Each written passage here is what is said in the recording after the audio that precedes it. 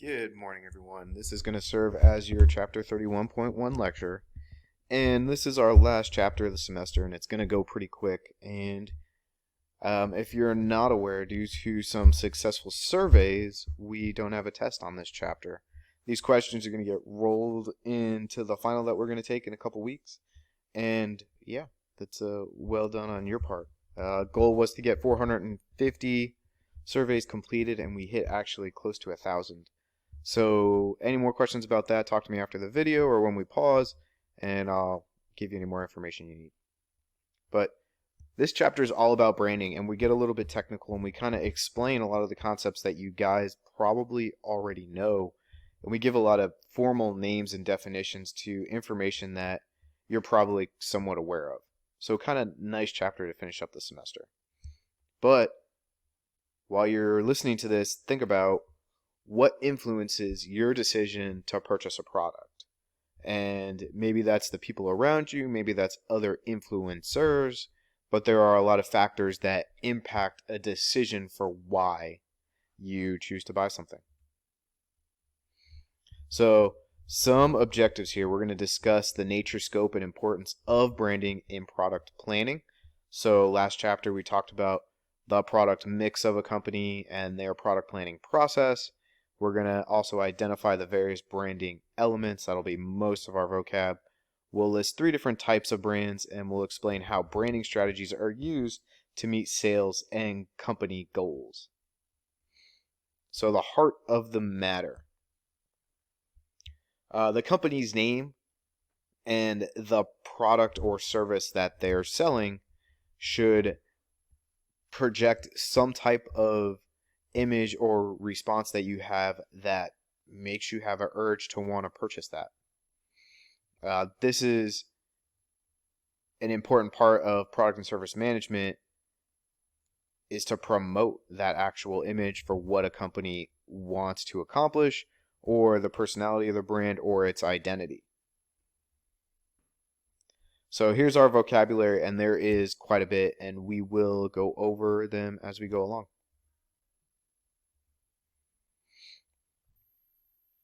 So real quick, here's just a quick graphic organizer, how we're taking a product, and we're starting with a product over here.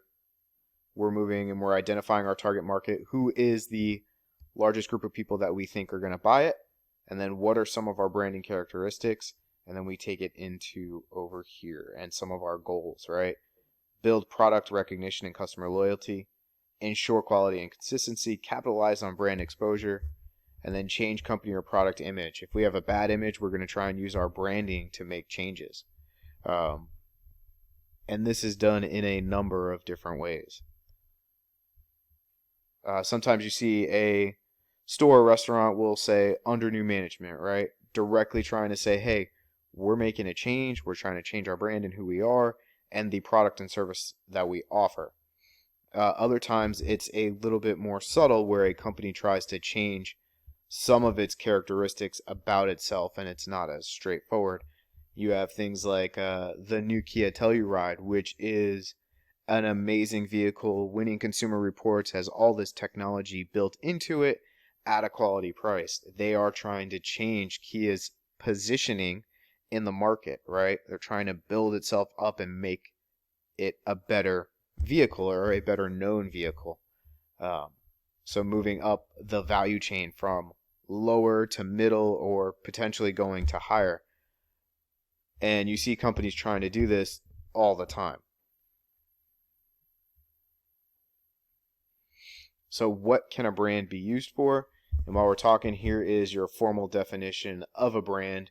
Name, term, design, symbol, combination of these elements that identifies a business, the product or service, and sets it apart from its competitor. So some examples here. One product brand might be Crocs, and Crocs may be expanding into different types of Crocs, but for the most part, we're kind of talking about one product with a bunch of product modifications. A family of related products might be the Apple iPhone and all of the iPhone products, but when you hear that word iPhone, you kind of think of those that family of products, you know, and the various models and sizes and so on. And then all products. Whenever you see a swoosh, you know exactly what company we're talking about. So lots more definitions. I'm going to put them all up here. We'll talk about them all. And I have lots of examples. And then is that so brand name, brand mark, trade character, trademark, and I'm going to leave this up for a bit of time, so just get to writing if you need to, and we'll talk about these. So formal definitions all here: brand names, word, group of words, letters or numbers that represent a product or service. And then a trade name is the actual corporate name that identifies and promotes the company or a specific division. Things like Frito-Lay is the trade name of the company for Lay's, Doritos, Tostitos, Cheetos, so on and so forth. Or things like Kellogg's, where there's a bunch of cereals under Kellogg's. Hershey makes a bunch of different chocolates besides just your Hershey chocolate bar. Your brand mark incorporates a unique symbol, coloring, lettering, or design element that is easily visible, and more importantly, it's easily identifiable to a company. And that's things like your Apple symbol, your Nike swoosh, your polo guy for polo shirts. All of those marks and symbols that actually represent the company without using any words. Trade character is a specific type of brand mark, one with human form or characteristics, and I think the easiest way for me to remember this is usually cereals, because there seem to be a lot of these with cereals. Why? Because they are easy for kids to identify, and you got things like for Captain Crunch, you got the Captain. You got Tony the Tiger for cornflakes. And Lucky Charms. You got the Leprechaun. So different characters are obviously trade characters. Trademark is a word, symbol, sound, brand name, brand mark, trade name, trade character, color, a combination of these elements that identifies a good or service and cannot be used by anyone but the owner because it is registered with the federal government and has legal protection. So a trademark is any of these, right? That has been branded and protected through legal documents to be a protected part of the company and part of its identity. So tell me to stop. Obviously, probably need me to stop. I'm going to keep going for the sake of the recording time. And yeah. All right, here's a bunch of examples. So brand names. All of these are different brand names, right? Lots of which you know. Here's a great example of the Kellogg's trade name and all of the different things that Kellogg's produces. Your trademark is here. These are your TMs, your R registered, all these different versions of trademarks. That's going to say that this brand name, trade name, so on and so forth is a protected piece of content for that company. And here are your brand marks. Ooh, forgot about the golden arches. That's a good one. Or the Target logo. That's also a good one. So all of these are just examples of different brand names, trade names, brand marks, and trademarks.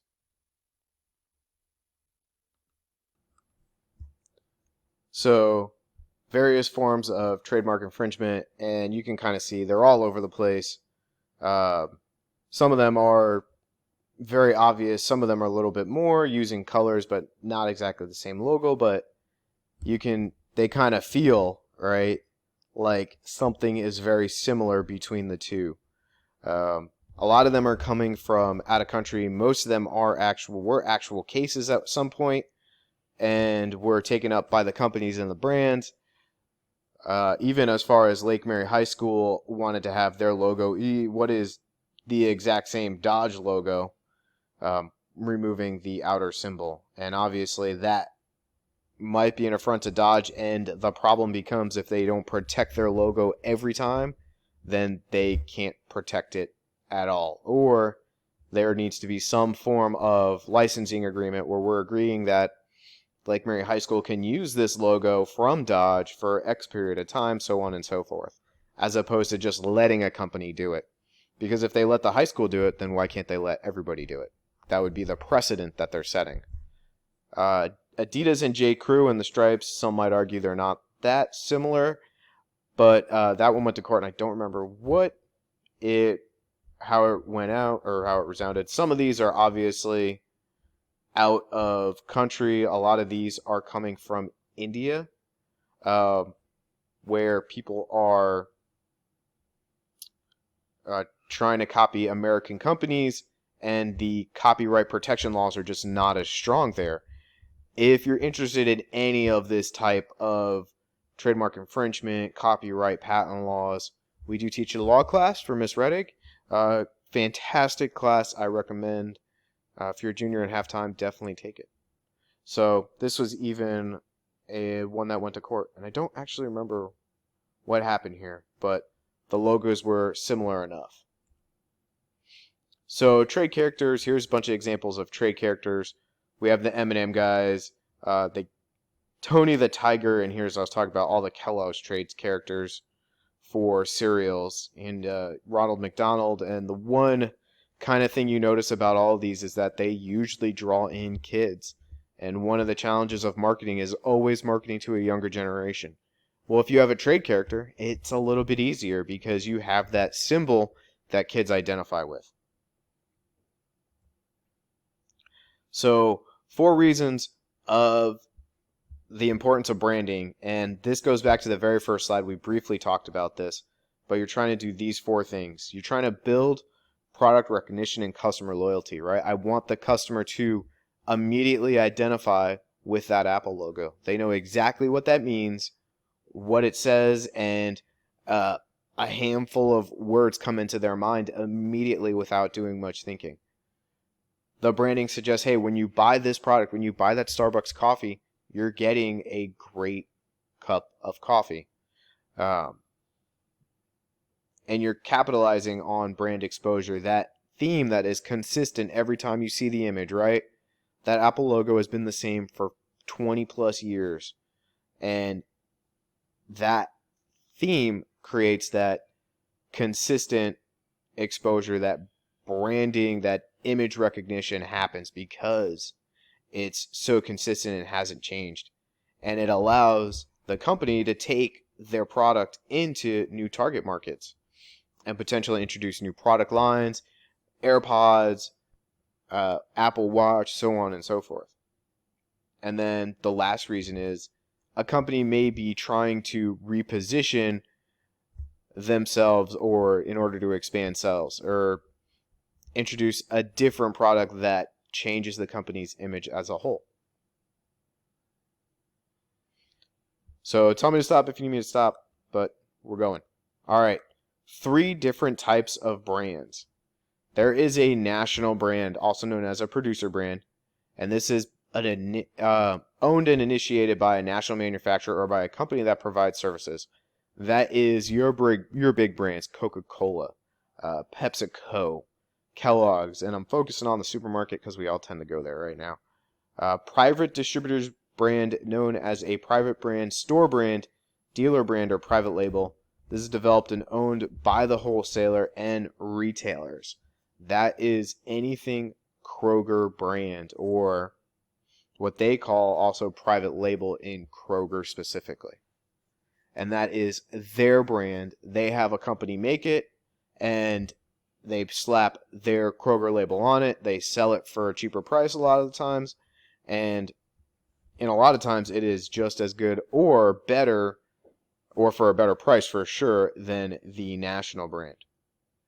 And then a generic brand is a product that does not carry an actual company identity. And you'll see these a little bit less, but I guess the way to think about it is you'll only see the private label brand in Kroger, or you'll only see the Kroger brand in Kroger, but a generic brand you'll see across multiple stores just as a generic product.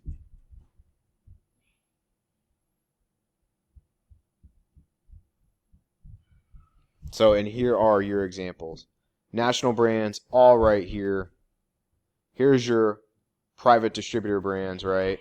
Great Value, now Craftsman, because Craftsman is sold in multiple stores. Although, I don't know how many Sears are left, but once that's gone, that'll be it.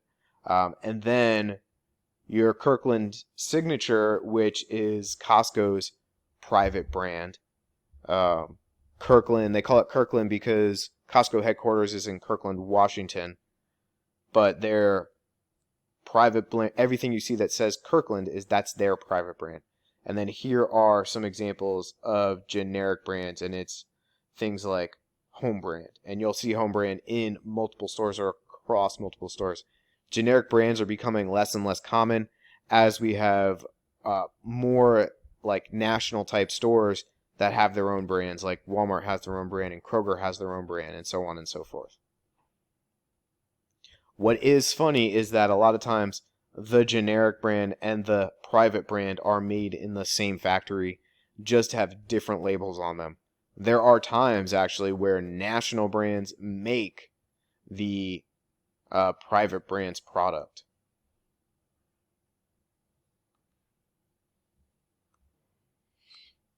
So brand strategies. So a brand extension is a strategy that uses an existing brand or name to promote a new or improved product in a company's product line. So, easy example, Ocean Spray used to only make cranberry juice. Now they make all types of juices under the Ocean Spray line. So they extended their brand into other categories. Apple only made computers, now they make phones. Now they make headphones, right? All of these things are various levels of brand extensions. Brand licensing is a legal authorization by a brand owner to allow another company to use its brand mark, or trade character for a fee. So the NFL every year allows Madden, made by EA Sports, to use the NFL logo and all of their players and all of that. There is a licensing deal that goes between the two companies that allows for all of this to happen. So mixed brand, combination of manufacturers and or private distributors and generic brands to consumers. So, and I guess the way to think about this is Michelin Tires makes Sears private label tires. Glad makes trash bags under Glad and private label products. So Glad makes both plastic bags and just has a different packaging for them. So co-branding is a strategy that combines one or more brands in the manufacture of a product or in the delivery of a service. So don't mix co-branding up with mixed brand. Mixed brand is more like saying someone makes the national brand and they also make the private or the generic labeled brand.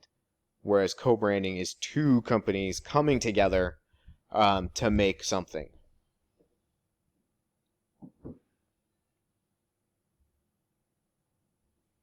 And here is your co-branding strategies where you see Doritos and Taco Bell. That happens all the time. Red Bull and GoPro. Those two, they kind of naturally go together. Apple Pay and MasterCard, same thing. And then Nike and Apple.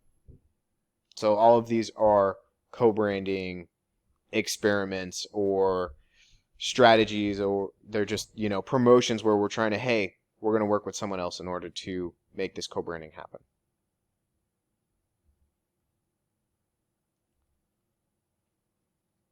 All right, additional details about the 4 strategies we just talked about. Brand extension, use an existing brand name to promote a new or improved product in a company's product line. So the bad thing is you can potentially overextend the product line and dilute the brand. Licensing will allow another company to use your brand or mark. This can increase revenue sources and enhance the company's image if done right. And I guess the opposite of that, right? If it's done wrong, you have someone else using your brand, if they're doing it improperly, can have a negative impact on you. So Mixed Brands offers a manufacturer, private distributor, and generic brands to kind of keep factories running, because now we're making the same product under different labels, which can create a bunch of efficiencies, which is definitely obviously a good thing. It says enables businesses to maintain brand loyalty through a national brand, but reach other target markets through a private brand. So hey, our national brand is going to go nationwide, and then at the same time, we're going to go to our different target market, which may be driven by financial wealth, and offer a cheaper product through a private label brand. And then co-branding combines one or more brands in the manufacture of a product or in the delivery of a service, and can work with one or several partners. And then you got to think the partners must be compatible. As much as it sounds good, a Hershey's iPhone is probably not going to work. And wow, that's it. Wrapped that section up pretty quick. So that's 30.1, and we'll have 30.2 later this week, and then we're going to get into our cereal box project. Lots to do and talk about. Thank you for listening. I know it was rushed, but have a great day. And I'll see you, or you'll see another video in a couple days, I believe.